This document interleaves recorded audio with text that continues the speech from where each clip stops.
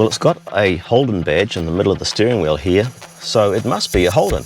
What we're actually sitting inside is a derivative of the GMC Acadia from North America. Now, Holden have brought this to the market and are positioning it as their new large family car. And because the traditional family sedan car buyer is now moving away from sedan cars into SUVs, I think it probably does make a lot of sense to position an SUV as the family car. I'm kind of keen to see if the Acadia stacks up in terms of what a family person may have expected from their Commodore 3, 4, 5 years ago.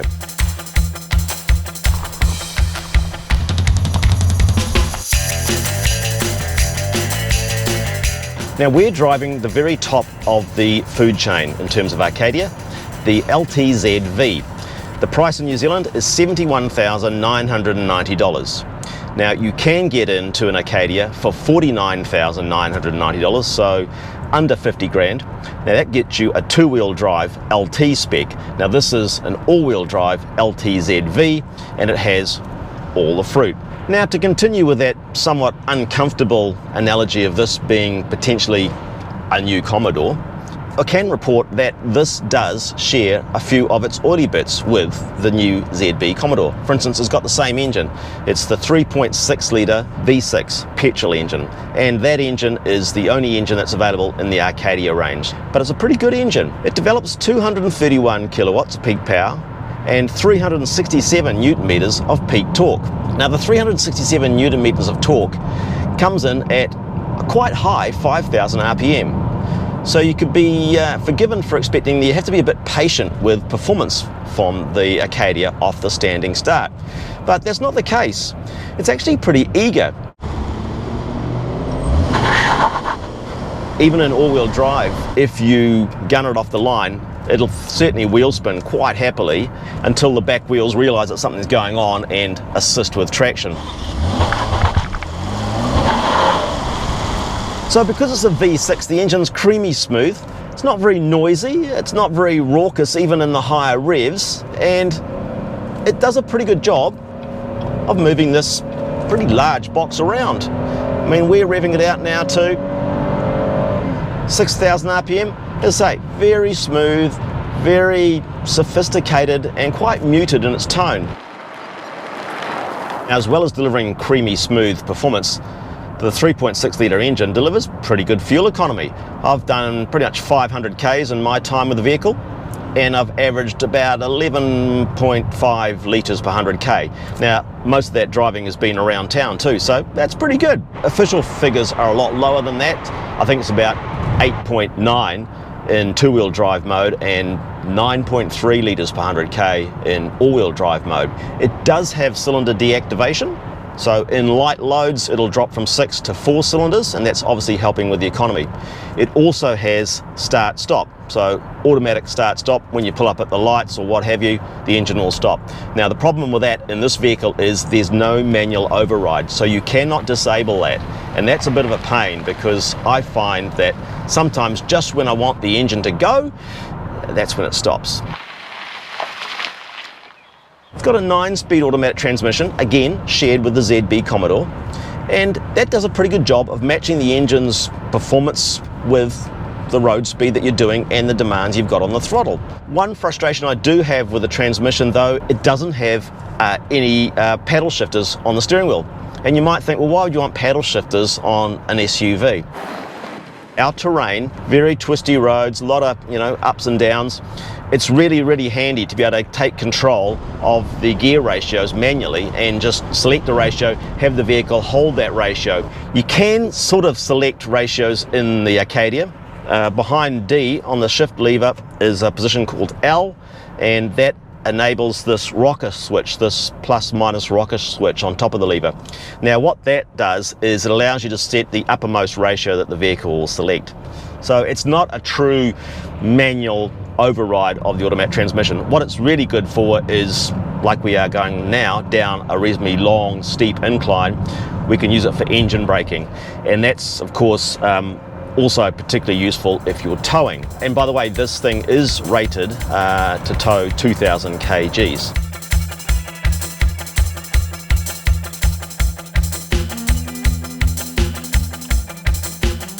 Now you've got various drive modes you can select through this rotary controller down here.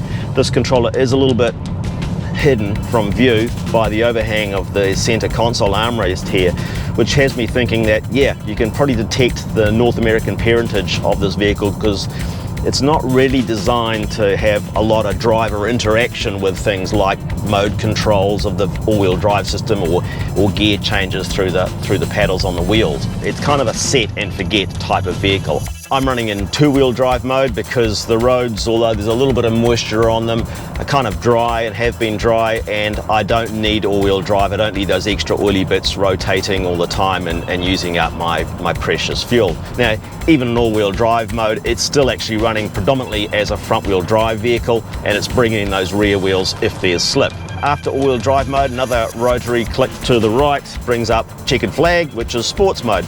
Drops the gear, it weights up the steering a bit, and it also firms up those dampers, so you get a little bit more of a connected ride feel, I guess you'd say, to the road and the bumps underneath.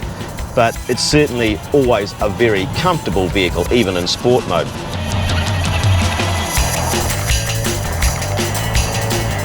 It actually goes around corners pretty well. You might think that it's going to be a really top-heavy sort of floaty barge because it comes from North America, but that's not the case.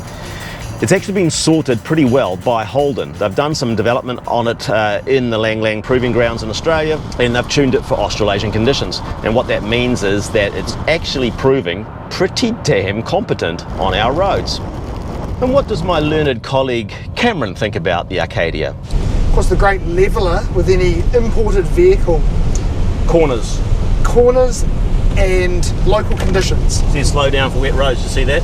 I did see that. Do we need to though, in the Acadia? Do you feel you need to slow down? It's a four-wheel drive, it's very comfortable. Obviously going through the Coromandel on a horrible day like this, it still remains very composed. Still got plenty of power from the 3.6 litre V6 under the hood.